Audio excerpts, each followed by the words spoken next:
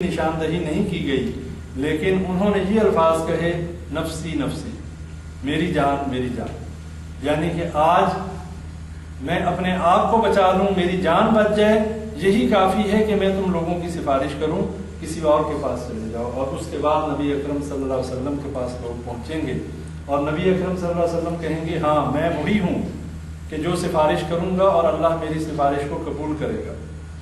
اور مقام محمود کے بارے میں بھی آتا ہے کہ ایک ٹیلہ ہے کہ جہاں پر نبی اکرم صلی اللہ علیہ وسلم اور ان کی امت اکٹھی ہوگی، اور نبی اکرم صلی اللہ علیہ وسلم نے فرمایا کہ میں وہ کلمات اس ٹائم ادا کروں گا، سجدے میں گر جاؤں گا جو مجھے آج یاد نہیں، اللہ تعالیٰ اس وقت مجھے بتائے گا اور میں اللہ کی وہ حمد و ثنا کروں گا جو مجھے آج معلوم نہیں، اور اس کے بعد اللہ تعالیٰ لوگوں کا حساب کتاب لے گا۔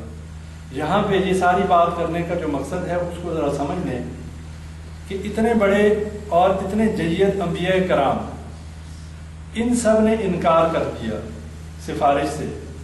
اس کے بعد نبی اکرم صلی اللہ علیہ وسلم ہی وہ ہستی ہیں کہ جنہوں نے سفارش کرنی ہے۔ لیکن کیا بات ہے کہ آج کے دور میں ہم لوگوں نے یہ عقیدہ کیسے بنا لیا کہ فلاں بزرگ جو ہے وہ ہماری سفارش کرتے ہیں۔ ہم خواجہ غریب نواز صاحب کے در پہ جائیں گے، بہت بڑے بزرگ ہیں، وہ ہمیں بچا لیں گے۔ ہم پیر عبد القادر جیلانی رحمہ اللہ کی قبر پہ جائیں گے، ان کے نام کی 11ویں دیں گے، ان کے نام پہ جو ہے وہ نظر و نیاز دیں گے، وہ ہمیں بچا لیں گے۔ ہم ان کے مرید ہیں، وہ ہمیں اللہ سے بچا لیں گے۔ ہمیں یہ کس نے بتایا؟ ہمارے پاس کون سی ایسی دلیل ہے کہ جس کی بنا پہ ہم یہ عقیدہ بنائے ہوئے ہیں کہ یہ بزرگ جو ہیں ہمیں اللہ سے بچا لیں گے؟ اللہ نے تو اس کی کوئی سند نازل نہیں کی۔ اللہ نے تو احادیث میں ہمیں بتا دیا کہ انبیاء کرام بھی اس دن کسی کی مدد کرنے کے کوشش نہیں کریں گے، اس لیے کہ ہر کسی کو اپنی جان کا ڈر ہوگا۔ اور ہم بڑے آرام سے خود عمل نہیں کرتے، خود ہم دین کو نہیں سمجھتے، خود دین کو نہیں پڑھتے، اور اس کے بعد شارٹ کٹ ڈھونڈتے ہیں، آسان راستہ ڈھونڈتے ہیں کہ کسی طریقے سے جنت میں چلے جائیں۔ اپنی عادتوں کو بھی بدلنا نہ پڑے، اپنی حرکتوں کو بھی بدلنا نہ پڑے، اپنے آپ کو مسلمان بھی نہ بنانا پڑے، عقیدہ توحید کو بھی نہ اپنانا پڑے، لیکن پھر بھی جنت میں چلے جائیں۔ یہ کیسے ہو سکتا ہے؟ انا ہدیناہ النجدین، اللہ قرآن میں کہتے ہیں میں نے دونوں راستوں کا علم دے دیا، دونوں راستوں کی طرف ہدایت کر دی۔ اب ایک صراط مستقیم پہ چلنے والا ہے، ایک حزب الشیطان پہ ہے، ایک صراط الشیطان پہ ہے، دونوں برابر کیسے ہو سکتے ہیں؟ سوچنے کی بات ہے، کامن سینس کی بات ہے، ذرا غور کریں۔ ایک اللہ تعالیٰ کے حکموں کے مطابق زندگی بسر کرے اور دوسرا اللہ کی حکموں کے خلاف چلے، دونوں برابر تو نہیں ہو سکتے۔ انا ہدیناہ السبیل اما شاکرا واما کفورا، اللہ کہتا ہے کہ ہم نے ان کو دونوں راستوں کی طرف ہدایت کر دی، اب ان کی مرضی ہے کہ شکر کرنے والے بن جائیں یا کفران نعمت کرنے والے بن جائیں۔ اور اگر ہم نے اپنے عقیدوں کو صحیح نہ کیا، اگر ہم اسی چکر میں رہے کہ ہمیں فلاں بچا لے گا، ہماری فلاں سفارش کر لے گا، تو یہ میں بتا دینا چاہتا ہوں کہ آج یہ بات سن لیں کہ قیامت کے دن سوائے شرمندگی کے اور کچھ نہیں ملے گا۔ ہمیں اپنے عقیدوں کو صحیح کرنا پڑے گا، ہمیں شفاعت کے بارے میں جو عقیدہ ہے اس کو سمجھنا پڑے گا کہ شفاعت ہوگی لیکن اللہ کے حکم اور اللہ کی اجازت سے ہوگی۔ جس شخص کے بارے میں اللہ یہ فیصلہ کر چکا ہوگا کہ ہاں میں نے اس کی سفارش قبول کرنی ہے، اس کے لیے اللہ تعالیٰ نبی کی سفارش بھی قبول کرے گا، ولی کی سفارش بھی قبول کرے گا، اور فرشتوں کی سفارش بھی قبول کرے گا، اور شہید کی سفارش بھی قبول کرے گا۔ شہید کے اعزازات میں آتا ہے کہ وہ اپنے رشتہ داروں میں 70 لوگوں کی سفارش کرے گا، اور مومنین وہ لوگ جو جنت میں جا چکے ہوں گے، جن کے بارے میں یہ پکی فیصلہ ہو چکا ہوگا کہ یہ جنت میں جانے والے ہیں، وہ بھی اللہ سے سفارش کریں گے، اے اللہ فلاں بندہ جو جہنم میں ہے یہ ہمارے ساتھ نماز پڑھا کرتا تھا، یہ فلاں بندہ یہ ہمارے ساتھ روزہ رکھا کرتا تھا، یہ ہمارے ساتھ دروس میں شرکت کیا کرتا تھا، اے اللہ اس کو بھی جہنم سے نکال دے۔ اللہ کہ جو بلا لو، لیکن اس نے شرک نہیں کیا ہوگا۔ یہ بات ذہن میں رکھ لیں کہ جس نے اللہ کے ساتھ شرک نہیں کیا کبائر کا مرتکب ہوا، کبیرہ گناہ کرتا رہا، اگر اس کا نیکیوں والا پلڑا جو ہے وہ ہلکا ہوا اور گناہوں والا پلڑا جو ہے بھاری ہوا، تو اللہ تعالیٰ اسے جہنم میں بھیج کے گناہوں سے پاک کر کے جنت میں داخل کر دے. اور اللہ چاہے باوجود اس کے کہ اس کے گناہ زیادہ ہیں، اس لیے کہ جب نبی اکرم صلی اللہ علیہ وسلم سفارش کریں گے تو اس میں دو قسم کے لوگ ہوں گے. ایک وہ قسم ہوگی کہ جو بغیر جہنم کے عذاب میں داخل ہوئے جنت میں جائیں گے. اللہ سے دعا کرے اللہ تعالیٰ ہمیں ان میں کرے، اللہم اجرنا منہم.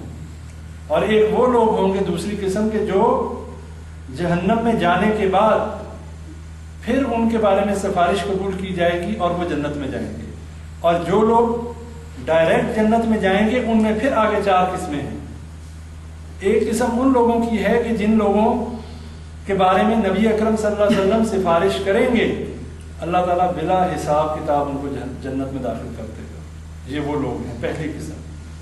دوسری قسم وہ ہے کہ جن لوگوں کا حساب کتاب تو ہوگا لیکن ان کی نیکیاں زیادہ ہوں گی، ان کے گناہ کم ہوں گے. جب نبی اکرم صلی اللہ علیہ وسلم ایسے لوگوں کی شفاعت کریں گے اللہ تعالیٰ ان کو بھی جنت میں داخل کر دے گا. تیسری قسم ان لوگوں کی ہوگی کہ جن کی نیکیاں اور گناہ برابر ہوں گے، جن کو اصحاب اعراف بھی کہا جاتا ہے. اعراف جو ہے یہ جنت اور جہنم کے درمیان میں ایک اونچی جگہ ہے جہاں پہ نہ جنت کی نعمتیں ہوں گی نہ جہنم کا عذاب ہوگا. اور یہاں پر وہ لوگ ہوں گے کہ جن کی نیکیاں اور جن کے گناہ برابر ہوں گے، اور وہ اس درمیانی جگہ پہ قیام کریں گے اور اللہ سے اللہ کی رحمتوں کا سوال کرتے رہیں گے. جب نبی اکرم صلی اللہ علیہ وسلم اللہ سے شفاعت کریں گے ایسے لوگ بھی جنت میں چلے جائیں گے. اس کے بعد چوتھی قسم ان لوگوں کی ہے کہ جو لوگ جن کی نیکیاں کم ہوں گی لیکن گناہ زیادہ ہوں گے. نیکیوں والا پلڑا ہلکا ہوگا، گناہوں والا بھاری ہوگا. لیکن جب نبی اکرم صلی اللہ علیہ وسلم شفاعت کریں گے، سفارش کریں گے، تو اللہ تعالیٰ ان پہ بھی رحمت کرتے ہوئے ان کو بھی جنت میں داخل کرتے ہیں. یہ ہیں وہ چار کیٹیگریز. اللہ تعالیٰ ہمیں ان چاروں میں سے کسی ایک کیٹیگری میں کر دے، اس لیے کہ اللہ کا عذاب ہم برداشت نہیں کر سکتے، اللہ کی جہنم کو ہم برداشت نہیں کر سکتے. آج جتنا مرضی بڑا فن خواہ ہو، جتنا مرضی بڑا جو ہے وہ تیس مار خواہ ہو، ادھر عام دنیا کی آگ پہ کوئی ہاتھ نہیں رکھ سکتا. اور یہاں کی آگ میں جلنے کا مطلب تو یہ ہے کہ انسان یا تو مر جائے گا یا انسان جو ہے وہ اس کی زندگی ختم ہو جائے گی، جل کے کوئلہ ہو جائے گا، بات ختم ہو گئی. اور یہ تو ایک درجہ ہے آگ کا. وہ آگ جو ہے اس میں نہ موت ہے، نہ اس میں انسان مرے گا اور نہ اس کی جان چھوٹے گی. ایسا نہیں ہے. اور اس میں جسم بھی انسان کو وہ دیا جائے گا کہ جس میں اذیت کی انتہا برداشت کر سکے. یہ عام، یہ چھوٹے، یہ ہمارے 5-5 6-6 فٹ کے جسم نہیں ہوں گے. وہاں پہ جسم اور جو کھال ہے وہ بھی اتنی زیادہ دی جائے گی اور اتنے لمبے قد دیے جائیں گے جو ہمارے 60 ہاتھ، ہمارے شروع میں جو حضرت آدم علیہ السلام کا جو قد تھا، اہل جنت جو ہیں ان کے بھی قد ویسے ہوں گے اور اہل جہنم کے بھی قد بڑے بڑے ہوں گے. اور وہ عذاب کو صحیح طریقے سے مزے لے لے کے چکھیں گے. اللہ کہتا ہے کہ وہاں پر ان کی کوئی مدد کرنے والا نہیں ہوگا. جب جہنم سے نکلنے کی کوشش کریں گے اور فرشتوں سے کہیں گے کہ ہماری اپنے رب سے سفارش کرو، تو وہ کہیں گے ہم سے بات مت کرو، ہم سے کلام بھی نہ کرو. تمہیں کوئی ڈرانے والا، تمہیں کوئی بتانے والا نہیں آیا تھا؟ کسی نے تمہیں نہیں بتایا تھا کہ اللہ کی توحید کیا ہے؟ کسی نے یہ نہیں بتایا تھا کہ اللہ کا راستہ کون سا ہے؟ اس وقت تم نے کیوں نہیں غور اور فکر کیا؟ اور اللہ کے حکم میں کسی کو شریک نہیں کیا جا سکتا. یہ آپ لوگوں کو پتہ ہے. وَلَا يُشْرِكُ فِي حُكْمِهِ أَحَدًا، کہ اللہ تعالیٰ کا جو حکم ہے اس میں کوئی بھی شریک نہیں ہے کہ اللہ کے حکم کو بدل دے. کوئی ایسی ہستی نہیں ہے کہ جو اللہ کے حکم کو بدل دے.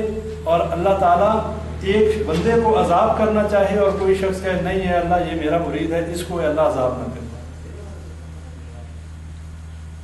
اللہ قرآن میں فرماتا ہے قُلْ فَمَن يَمْلِكُ مِنَ اللَّهِ شَيْئًا إِنْ أَرَادَ أَن يُهْلِكَ الْمَسِيحَ ابْنَ مَرْيَمَ وَأُمُّهُ وَمَنْ فِي الْأَرْضِ جَمِيعًا، کہ اگر اللہ تعالیٰ عیسیٰ ابن مریم اور ان کی والدہ حضرت مریم اور اس دنیا میں جو کچھ ہے